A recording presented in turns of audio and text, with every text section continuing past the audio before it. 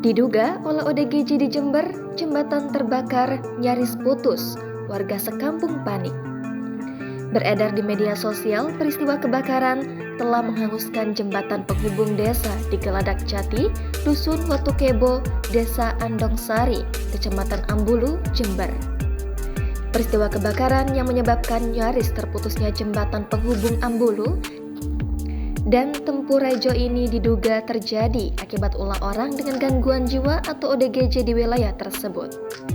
Dilansir melalui unggahan akun Instagram @terang_media, Sabtu 24 Juni, peristiwa tersebut terjadi pada hari Jumat 23 Juni kemarin sekitar pukul 11.20 waktu Indonesia Barat.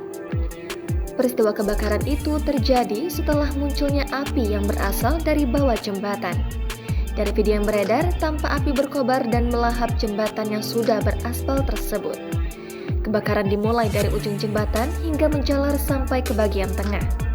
Dikutip dari banjarmasinpost.co.id, menurut Kapolsek Ambulu AKP M. Tanto, peristiwa kebakaran tersebut terjadi akibat seorang ODGJ yang berniat membakar tumpukan sampah di bawah jembatan.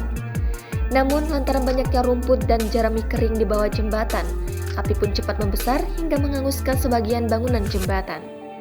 Warga yang berada di sekitar lokasi pun hanya bisa pasrah melihat peristiwa kebakaran yang terjadi lantaran api yang berkobar cukup besar.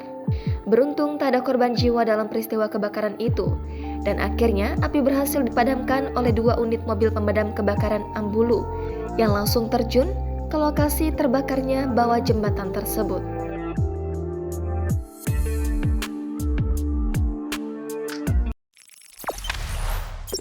Jangan lupa subscribe, share, komen, dan like ya.